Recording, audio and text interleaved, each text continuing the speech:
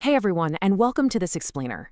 Today, we're putting on our energy policy analyst hats to conduct a totally objective, data-driven audit of some incredibly sweeping recent shifts in United States energy policy. We are going to look strictly at the numbers, the market reactions, and the honestly rather unique catalysts driving these massive macroeconomic decisions. Whether you follow energy markets every single day, or you're just sitting there wondering why your utility bill keeps changing, this analysis is going to break down exactly what is happening, why it's happening, and what the data actually tells us about the future of our energy infrastructure. Let's get into it. Okay, so here is our roadmap for the audit today. First, the clean energy reversal. Second, calculating the consumer cost. Third, the global clean tech race. Fourth, the geopolitics of energy. And finally, number 5, following the policy motives.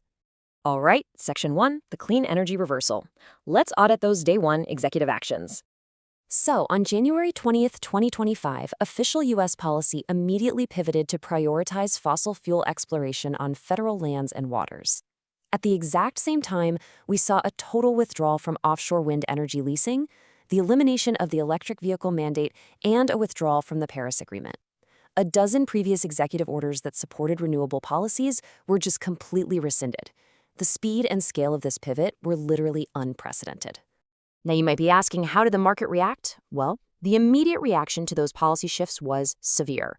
According to data from the Clean Economy Works project tracker, which is maintained by E2, if we look back at 2023, only 10 renewable projects were affected by closures or downsizing. That represented about $1 billion.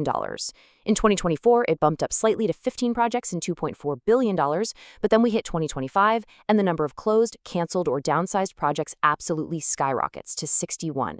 That represents a staggering $34.76 billion in lost investment and over 38,000 lost jobs in a single year. The macro impact of these executive actions was instant. Moving right along to Section 2, calculating the consumer cost. Let's break down the microeconomic impact. Ultimately, for most of us, it all comes down to the wallet, right? And the crucial point from the source material is this number, $1,508. This is a scholarly estimate calculated by Leah Stokes, a professor of environmental politics over at UC Santa Barbara. This number represents the after-tax cost per household stemming directly from these recent energy policies. When we audit the data, it becomes clear that everyday Americans are the ones absorbing the financial friction of this national policy pivot. So where exactly is that cost coming from? Well, here's one major factor. $308 million has already been spent using emergency grid powers just to keep old, uneconomical coal plants running. We're talking about plants that were previously slated for retirement. To give you a micro example, the Campbell coal plant in Michigan alone is costing $615,000 a day to keep operational. Grid Strategies estimates that if these emergency orders are extended, the total cost getting passed straight on to customers could reach anywhere from $3 to $6 billion every single year. And of course, there's the pump. The national average to fill a standard 20-gallon tank sits at $90.40, but there's a massive geopolitical factor baked right into that price. According to Brown University's Iran War Energy Cost Tracker, everyday consumers have paid an extra $37 billion for gas and diesel. That breaks down to about $285 per household, specifically due to geopolitical conflicts involving Iran.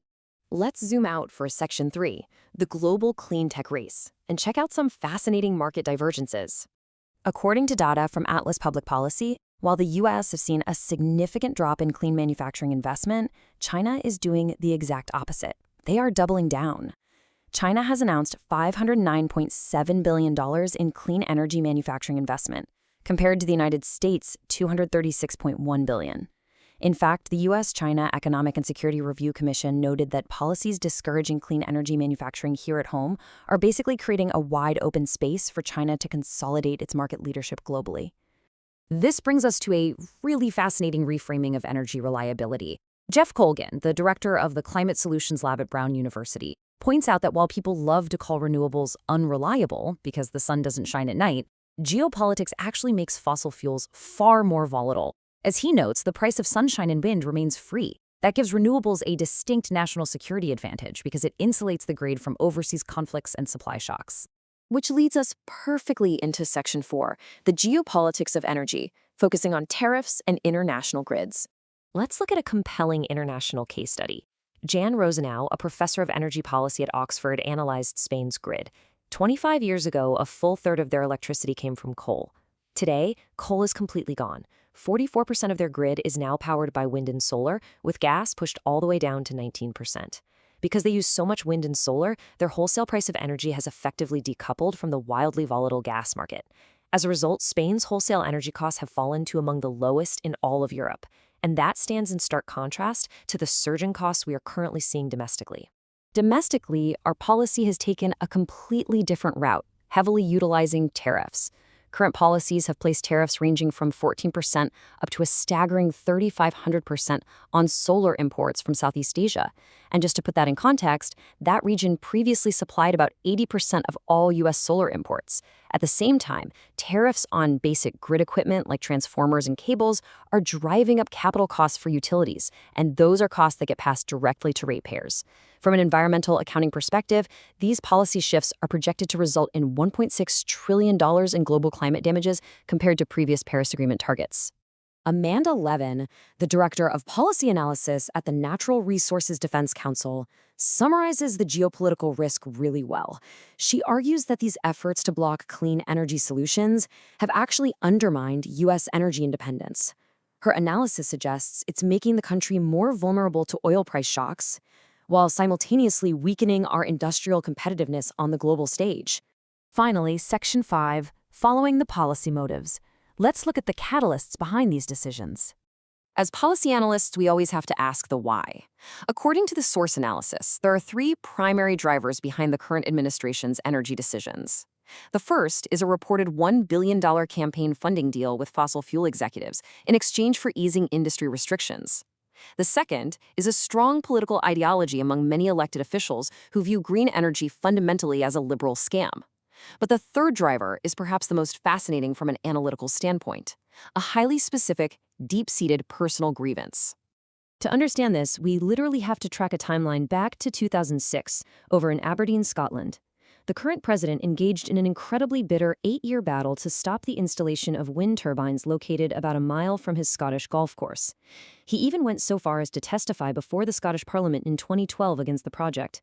Ultimately, in 2014, a Scottish civil court ruled against him, allowing the wind farm to proceed. Now, during his 2012 testimony, he argued that the windmills were unattractive, ugly, and dangerous, and warned Scotland that they would lose their tourism industry. The source analysis points to this specific, highly personal dispute over golf course aesthetics as the actual origin point of a bitter grievance against wind power. It's an origin story that analysts argue continues to heavily influence macroeconomic national energy strategy today, resulting in mandates that intentionally make clean energy projects in the U.S. as difficult and costly as possible. We see a very similar ideological driver, specifically targeting the electric vehicle industry. Michael Gerard, a law professor at Columbia University, notes that the administration has actively worked to eliminate tax credits for EVs and charging stations. Gerard explains this as stemming from a worldview where fossil fuels are viewed as central to American dominance. They're even deemed manly, while renewables are just dismissed as woke. Gerard describes this as an industrial policy that completely bypasses traditional free market principles to deliberately snuff out competing, modern industries based purely on ideology. Which brings us to our final thought today. The source data we've audited outlines massive job losses, unprecedented tariff hikes, billions spent propping up uneconomical coal, and the highly specific personal and ideological motives allegedly driving the whole shebang. It leaves us with a vital question to ponder from this analysis. If personal grievance and ideology are indeed overriding standard market economics and international competitiveness, who truly pays the price for our energy future? Keep exploring the data, everyone. Thank you so much for joining me for this explainer.